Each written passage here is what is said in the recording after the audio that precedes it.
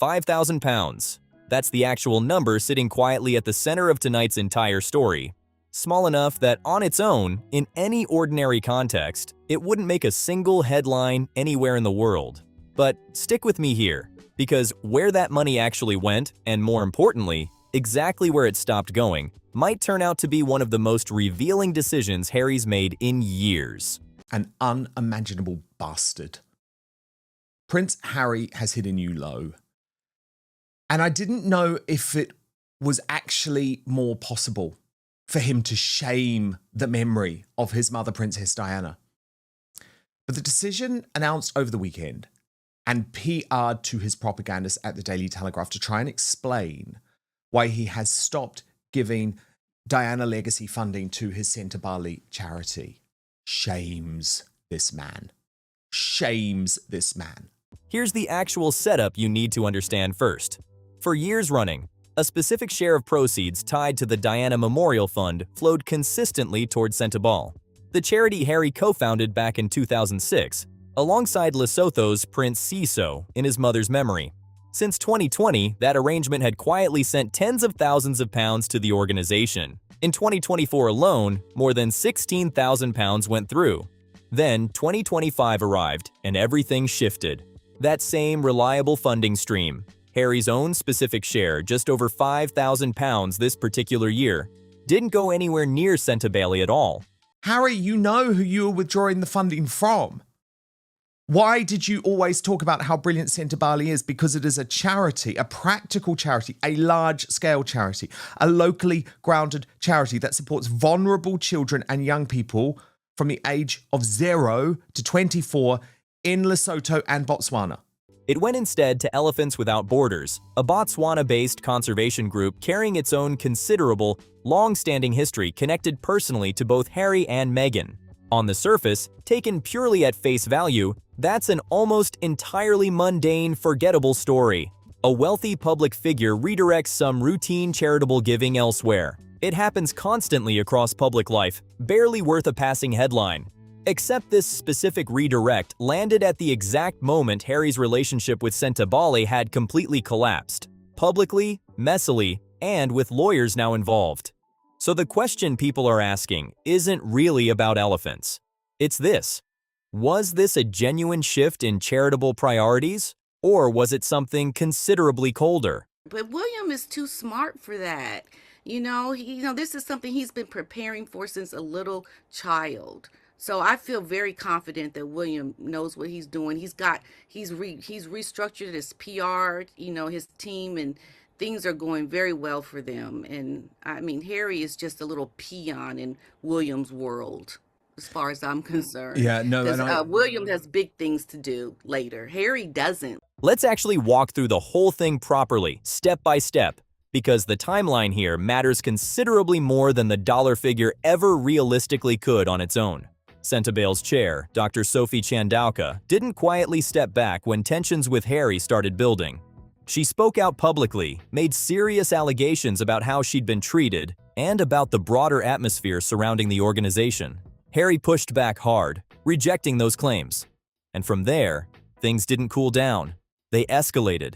Eventually, the organization Harry had spent nearly 2 decades building his public identity around took the extraordinary step of suing him, accusing him of involvement in a coordinated media campaign that reportedly damaged the charity's reputation and disrupted its work. Harry has firmly denied all of it. Just sit with that for a genuine second, because it's honestly bizarre once you actually say the whole thing out loud plainly. I mean, let's not also forget Coco, the young girl that the whole reason why he started this charity that he abandoned when she grew up. That's what Harry does. Because he is selfish. It's not about the children and the close relationship that he had with them. It was about how good the children can make me look when I take pictures with them and make it look like I care for them and that I'm doing things to help them. No, they're there to make you look like you are the savior of these poor Black children. When the reality is, you don't care anything about these children. And we know your mother would have. And Harry is just a disgrace, the way he just goes around the world trying to make himself look like he is the good guy when he really isn't. Harry didn't leave Sentebale. Sentebale is suing Harry, co-founder to legal opponent, in the space of a couple of years. And there's a detail sitting right in the middle of this entire mess that keeps pulling focus back to one specific moment, an event where critics accused Meghan of publicly snubbing Shandauka. Whether that single moment actually caused anything structural is honestly impossible to prove from the outside. What's harder to dispute is the pattern that followed. The relationship between Harry's camp and Shandauka never recovered after it. If anything, it got considerably worse. Now line up the sequence properly. Public tension, a leadership battle, resignations, formal accusations, legal threats, an actual defamation lawsuit, and then, after years of steady, uninterrupted funding, Harry changes course entirely. You don't need to be cynical to notice how that looks. Harry has freaked out and has realized, okay, we have to try and justify why and how we're doing this. And we have to justify it to try and make it look as if it's not a personal vendetta and that I'm not withdrawing mum's money for personal reasons, even though that's exactly what he's doing. So she reports, the Duke of Sussex has diverted money from his late mother's memorial fund away from Sentebale and to a Botswana-based elephant charity. Here's where the money question actually gets honestly strange though, and it's precisely the detail that keeps this whole story from ever being reduced to a simple administrative footnote in some annual report. £5,000 isn't going to meaningfully impact Harry's finances one way or another. It's not a rescue package for a struggling cause. It's not enough to explain away as some sweeping strategic reallocation of major charitable resources. If anything, the modest size of the amount makes the gesture feel more symbolic than practical. Small enough that the money itself barely matters. Large enough, in terms of what it represents, to send an unmistakable message: not you anymore. And that's precisely why the word revenge keeps stubbornly attaching itself to this entire story. Whether that specific framing is ultimately fair to Harry or not. Was this about punishing Chandauka specifically? Sending a signal to the board? Simply refusing to keep funding an organization actively suing him in court, which on its own would be a fairly reasonable position to take? Or did Harry's charitable priorities shift for entirely unrelated reasons, with the timing being pure coincidence? It says, in accordance with the request by the Duke of Sussex, half of the net proceeds received by the Diana Fund since 18th of December 2019 are being donated to a charity of the Duke's choosing. In 2025, all funds will be donated to Elephants Without Borders. As Krista Benson pointed out, I just want to say that Harry's mother, Princess Diana, would almost certainly have preferred these funds to go towards helping children. Nobody outside Harry's own head actually knows his private motivation here. What we can look at is the optics, and the optics are honestly brutal. Sentebale was never some charity Harry showed up to once for a photo opportunity. He built it. He spent nearly 20 years attaching his public identity to it. Harry, the humanitarian. Harry continuing his mother's legacy in Africa. Harry as the son who turned grief into something that helped children living with HIV. That specific narrative mattered enormously to how the broader public understood him, especially during the years when plenty else about his public life was contentious. Now, that relationship is in open, litigated pieces. And that's bigger story here. Not the elephants, not the accounting line, not the £5,000. It's that yet another relationship connected to Harry and Meghan has ended not in quiet distance, but in outright hostility.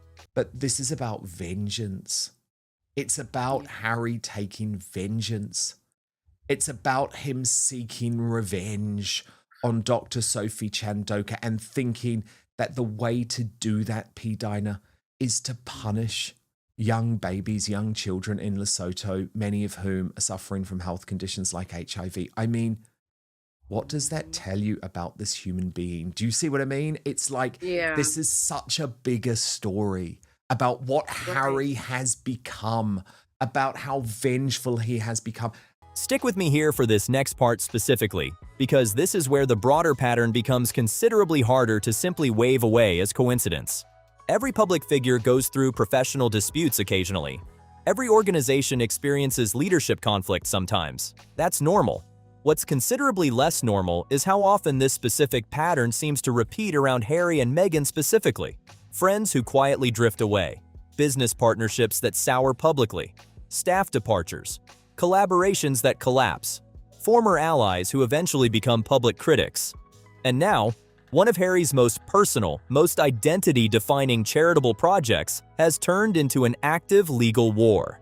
At what point does another unfortunate falling out stop reading as bad luck? Because Chandauka didn't simply leave the room quietly and move on with her life. She directly challenged the Sussex narrative, made specific allegations about her treatment, and once that became public, there was honestly no clean, quiet way back for either side. Which brings us to why Meghan's name keeps surfacing in a story that, on paper, is entirely about Harry's charitable giving. Because what else could suggest the fact that he's gone public with the fact that these elephants have been named Archie and Lily? It's ego. It's all about ego. This is not about good work. It's about Harry and Meghan's ego. And Dr. Mike Chase strokes the ego, and Dr. Sophie Chandauka refused to do so. Anyway, he went on to say the Duke has a very strong passion for the Okavango Delta, Botswana, its people and its wildlife. I'm deeply grateful that he is supporting us through the Diana Memorial Fund. To be completely fair here, there's no actual evidence Meghan personally directed this specific funding decision. That's an important distinction, and it shouldn't get lost in the broader narrative. But this particular feud didn't develop in a vacuum separate from her. Meghan was reportedly part of the underlying tension with Chandauka from early on. Her name has repeatedly surfaced in accounts of what reportedly went wrong inside the organization. And critics have consistently argued that the relationship with Chandauka shifted noticeably once conflict connected to Meghan intensified. So the uncomfortable question being asked, fair or not, is whether Harry ended up fighting a battle that turned personal specifically because Meghan was somewhere inside it. And here's the trap Harry's arguably built for himself, whether intentionally or not.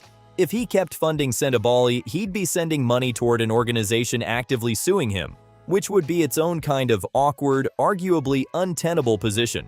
But by redirecting it instead, the move immediately reads as retaliation to plenty of observers, regardless of his actual private reasoning. Either path leads somewhere uncomfortable.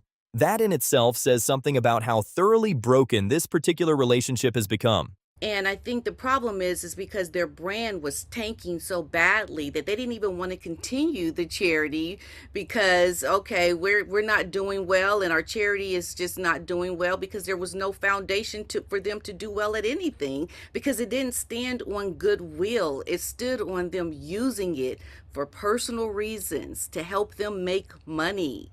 And everything that they do, everything that they have touched has died. Now, here's the part that should really concern Harry considerably more than any single lawsuit, if we're actually talking about long-term reputation rather than simply this week's passing headline cycle.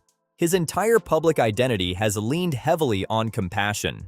Years of talking about service, mental health advocacy, veterans' causes, vulnerable communities, humanitarian work. That's traditionally been the protected part of his public image. The space untouched by royal family tension, tabloid lawsuits, or entertainment industry drama. But watch what happens once even that space starts generating the exact same kind of headlines as everything else.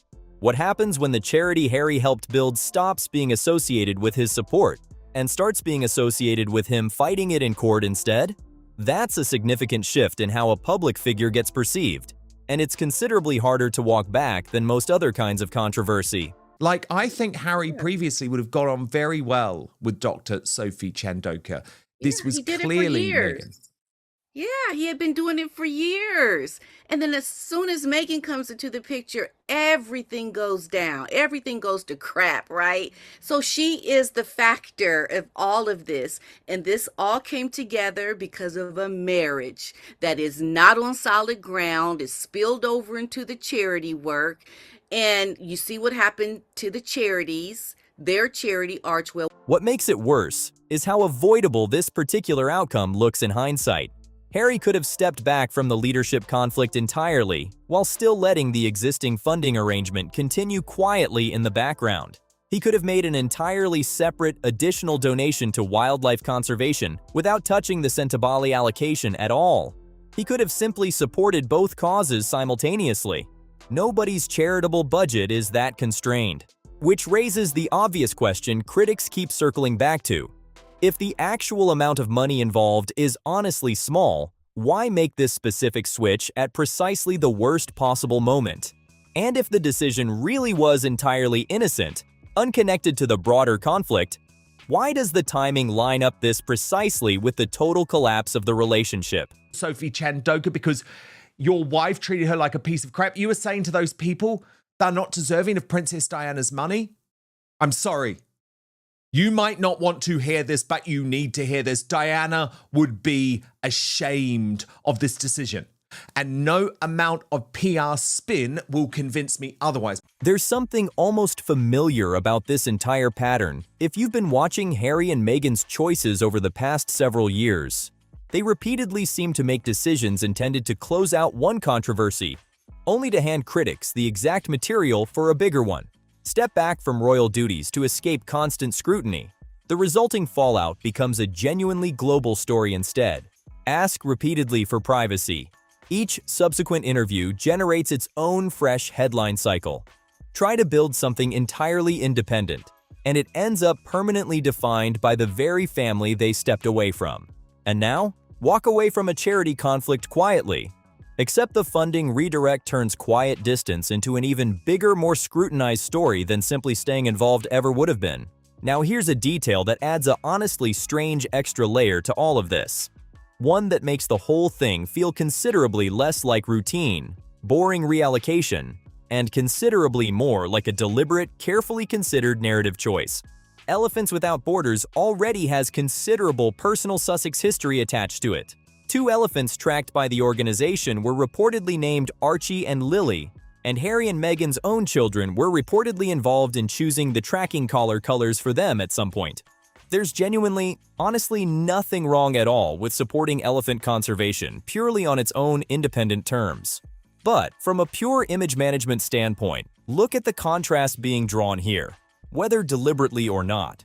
On one side sits the organization Harry helped build from nothing, now locked in active litigation against him.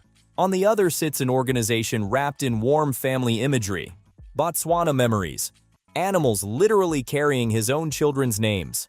It's almost a complete reset. The organization connected to conflict and Chandauka is out. The organization connected to happier, more controlled Sussex imagery is in. But here's the problem with that specific move, and it's one worth sitting with before we go any further. You can't actually erase the old relationship just by redirecting where the money flows next. If anything, the redirect forces everyone watching to go straight back to asking why the original relationship collapsed so completely in the first place.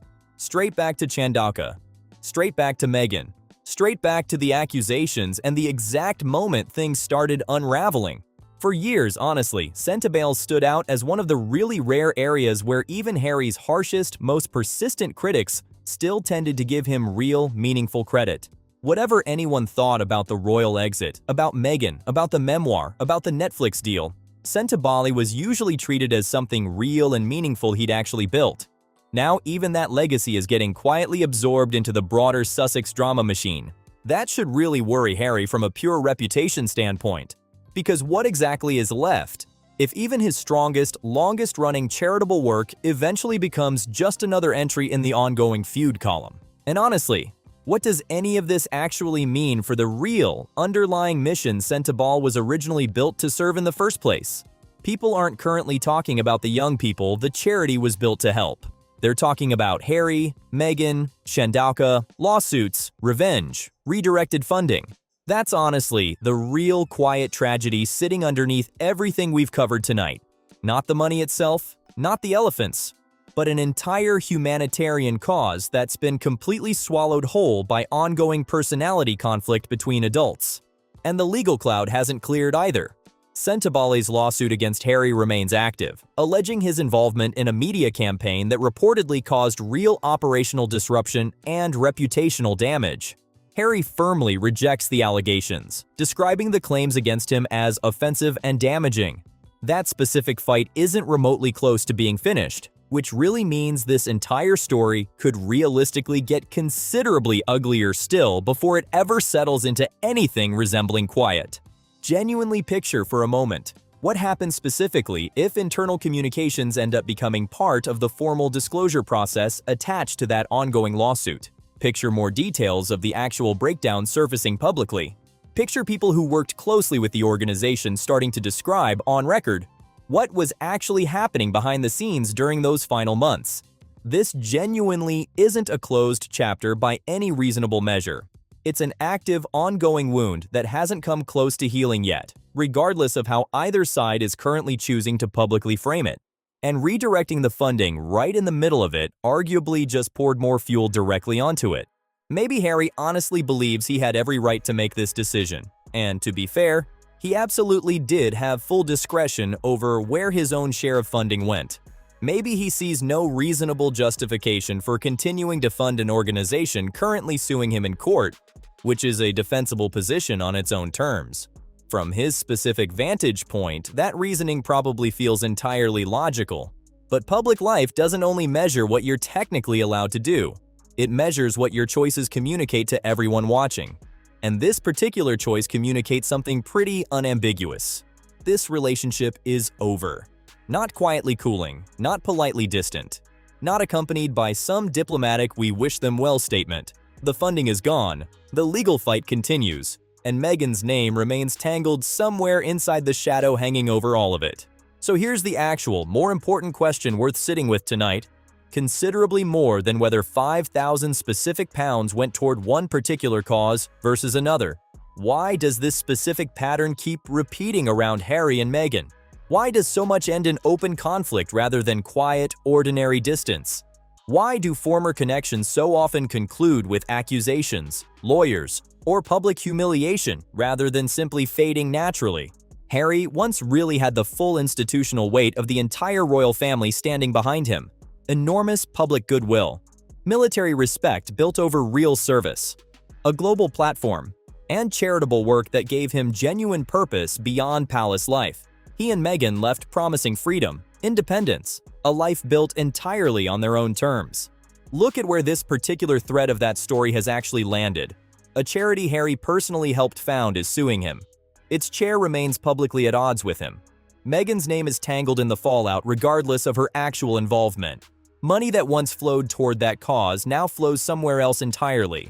And instead of that redirect being read as straightforward support for wildlife conservation, the dominant headline is revenge. Genuinely think about that specific phrase for a second. Slowly, because it sounds almost absurd once you actually say the whole thing out loud in plain language. How exactly does a straightforward charitable donation turn into a revenge story? That takes an unusual amount of accumulated chaos. And maybe that's the most revealing part of this entire situation. Harry and Meghan don't need a palace balcony or a red carpet to generate this kind of drama anymore. It follows them straight into the spaces that were supposed to prove something different about who they actually are. So honestly, what happens next from here, once the dust from this particular news cycle actually settles? Does Harry quietly move on from this entirely, choosing to simply stop discussing Sentebale publicly at all going forward, letting the silence itself become the final word? Does the ongoing, active legal battle drag considerably more private internal details out into full public view over the coming months, whether either side actually wants that or not? Does Chandauka reveal more about what actually happened behind closed doors? And does Meghan end up pulled even deeper into a conflict Harry may have honestly hoped to leave behind entirely? Because one thing does seem certain after everything we've walked through tonight. Redirecting the funding didn't make this particular story quietly disappear the way it possibly might have if he'd simply said nothing publicly about it at all and let the arrangement continue unremarked. It made everyone look at it again, more closely than before. It sent people straight back to the Chandauka tension, straight back to Harry's exit from the charity, straight back to the lawsuit and the full collapse of a relationship that once looked almost unbreakable. The actual question hanging over all of this right now is simple enough to state clearly in one breath, even though the honest answer almost certainly isn't nearly as simple. Was this really a new charitable direction, or one last quiet act of retaliation dressed up as conservation funding? Because if it was retaliation, Harry may have just proven Chandauka's central point without saying a single word in her direction. And if it wasn't retaliation at all, he's once again managed to turn an entirely ordinary decision into something that reads, to almost everyone watching, like a declaration of war. Either way, Harry and Meghan find themselves back squarely in the middle of a story they almost certainly didn't need surfacing right now, on top of everything else already competing for public attention this year. And based purely on the active lawsuit still sitting completely unresolved in the background of all of this, waiting for its own eventual conclusion, this particular story is honestly far, far from over yet.